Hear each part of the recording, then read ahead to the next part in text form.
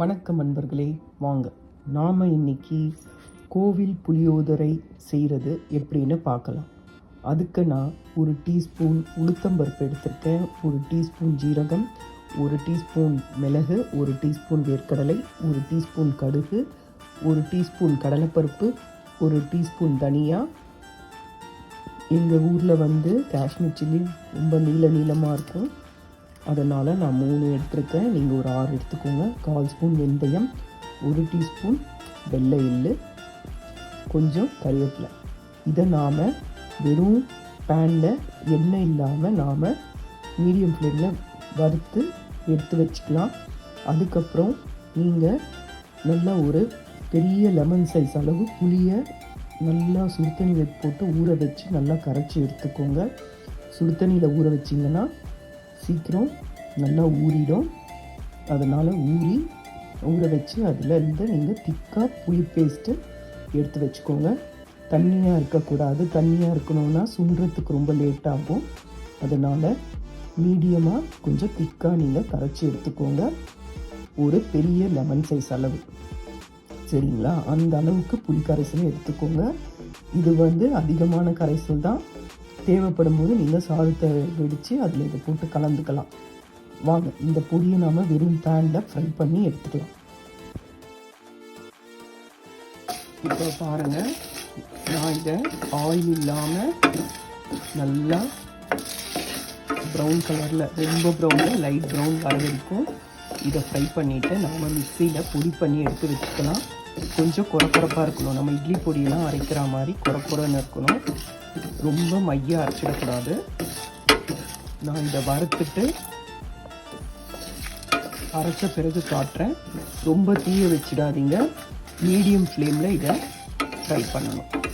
Light ப்ரௌனாக ஆகிற வரைக்கும் இதை ஃப்ரை பண்ணணும். வாங்க பார்க்கலாம்.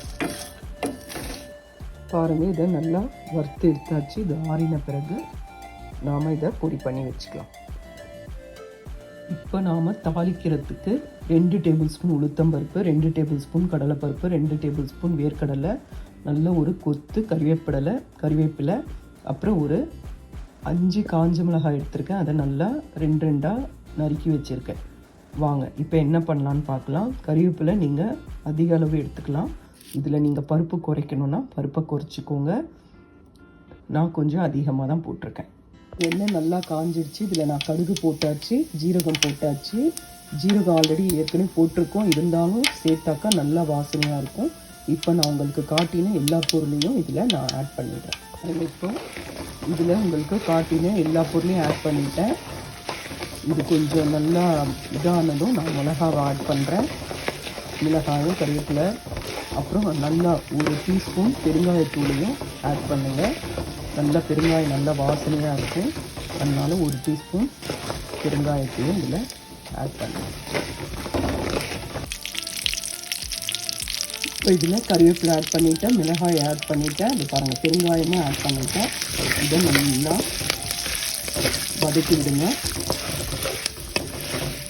இந்த பருப்பெல்லாம் நல்லா சிவந்ததும் நாம் கரைச்சி வச்சுருக்க புளி கரைசலை இதில் விட்டுறோம். நல்லா சூப்பராக நல்லா வாசனையாக இருக்குங்க. செஞ்சு வச்சுக்கிட்டிங்கன்னா ஒரு 6 மாதம் ஆனாலும் கெட்டு போகாது. ஆனால் எண்ணெய் மட்டும் நிறைய இருக்கணும்.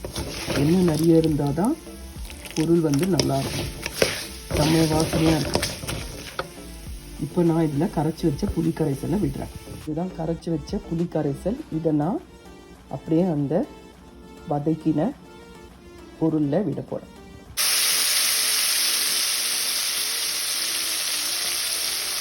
சூடு எண்ணெயில் விடும்போது தெளிக்கும். அதனால் இதை பார்த்து விடுங்க, ஏன்னா கையில் பற்ற போது ஜாக்கிரதையாக விடுங்க.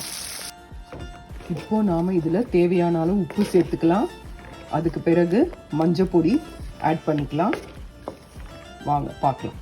பாருங்கள், நான் தேவையான அளவு கல்லுப்பு சேர்க்குறேன். அதுக்கப்புறம் மஞ்சள் பொடி சேர்க்கலாம். அதுக்கப்புறம் நான் 1 டீஸ்பூன் மஞ்சள் பொடி சேர்த்துருக்கேன். 1 டீஸ்பூன் வெறும் மிளகாய் தூள் சேர்த்துருக்கேன். இது சேர்த்திங்கன்னா நல்லா கொஞ்சம் காரமாக இருக்கும், கலரும் கொடுக்கும், நல்லாவும் இருக்கும். அதனால் இது எல்லாத்தையும் சேர்த்து கொதிக்க விடுங்க. ஒரு 10 நிமிஷம் நல்லா கொதிக்கட்டும். கொதித்த உடனே உங்களுக்கு காட்டுறேன். நீங்கள் வந்து டேஸ்ட்டு பார்த்துக்கோங்க. உப்பு டேஸ்ட் பார்த்துட்டு கூட வேணும்னா போட்டுக்கோங்க, இல்லைன்னா ஸ்டாப் பண்ணிவிடுங்க. இது நல்லா கொதிக்கட்டும். அதுக்குள்ளே நான் அந்த பொடியை அரைச்சி கொண்டு வந்துடுறேன். பாருங்கள், நல்லா கொதிக்குது. இன்னும் நல்லா கொஞ்சம் திக்காகணும். திக்காகின பிறகு நான் என்ன பண்ணுறதுன்னு பார்க்கலாம்.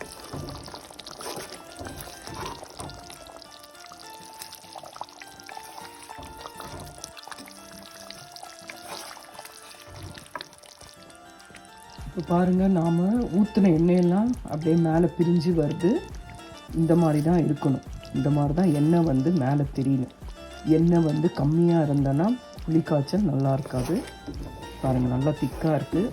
இன்னும் கொஞ்சம் திக்காகட்டும்.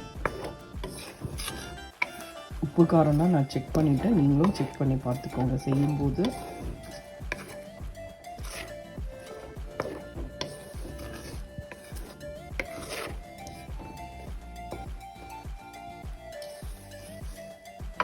இன்னும் கொஞ்சம் திக்காகணும் அந்த பேஸ்ட்டு. இதுதான் நாம் வறுத்து அரைச்சி வச்சிருக்க பொடி, மென்பொடி. சரிங்களா? இதை நாம் நல்லா குறைப்பாக அரைச்சி எடுத்து வச்சுருக்கோம். இப்போ நாம் என்ன செய்யலான்னு பார்க்கலாம். இப்போ பாருங்கள், நல்லா திக்காகிடுச்சு பாருங்கள். இப்போ இதில் நாம் அந்த அரைச்ச பொடியை ஒரு 3 டீஸ்பூன் இதில் போடலாம். போட்டு இதை நல்லா கலரி விடுங்க. இந்த 3 டீஸ்பூனை போட்டாச்சு. இதை நல்லா இதோட நல்லா கலக்கி விடுங்க. அவ்வளோதான். ஒரு கொதி வந்தோடனே நிறுத்திடுங்க. இவ்வளோதான், கோவில் புளியோதரை பேஸ்ட்டு ரெடி. நமக்கு இப்போ புளிக்காய்ச்சல் ரெடி ஆகிடுச்சு. இப்போ நாம் சாதத்தை வேக வச்சு அதை ஆற வச்சுட்டு அதில் ஒரு ஸ்பூன் நல்லெண்ணெயை விடுங்க. நல்லெண்ணெயை விட்டுட்டு இந்த பேஸ்ட்டு உங்களுக்கு எவ்வளோ தேவையோ அதை ஆட் பண்ணிவிட்டு, அதுக்கு மேலே நம்ம அந்த பொடியும் வச்சுருக்கோம் தெரியுங்களா, அதையும் ஒரு ஸ்பூன், இதை 2 ஸ்பூன் எவ்வளோ போட்டிங்கனாலும் நல்லா வாசனையாக இருக்கும். டேஸ்ட்டு பார்த்துட்டு தேவைன்னா இன்னும் போடுங்க. மீதி இருந்ததுன்னா, மீதி கொஞ்சம் தான் இருக்கும், இதுலேயே போட்டு கூட கலரி வச்சுடுங்க. அப்படி இல்லைன்னா அதை ஸ்டோர் பண்ணிவிட்டு கூட எப்போ செய்கிறீங்களோ அதை போட்டுக்கலாம், கெட்டு போட்டால். அவ்வளோதான், புளிக்காய்ச்சல் ரெடி. நீங்கள் கோயிலில் சாப்பிட்ற டேஸ்ட்டு கிடைக்கும். செஞ்சு பாருங்கள். செஞ்சு பார்த்துட்டு உங்களுக்கு எப்படி இருக்குன்னு சொல்லிட்டு கமெண்ட்டில் சொல்லுங்கள். உங்களுக்கு இது சாதத்தில் போட்டு மிக்ஸ் பண்ணி காட்டுறேன். வாசனையே நல்லா கமகமன்னு இருக்குங்க. வீடே ஒரே புளிக்காய்ச்சல் ஸ்மெல்லாக தான் இருக்குது. சூப்பராக இருக்குது. அந்த ஸ்மெல் பண்ணுறதுக்கே ரொம்ப நல்லா இருக்குது. ட்ரை பண்ணி பாருங்கள். இதை நான் கொதிச்ச உடனே நிறுத்திடுவேன்.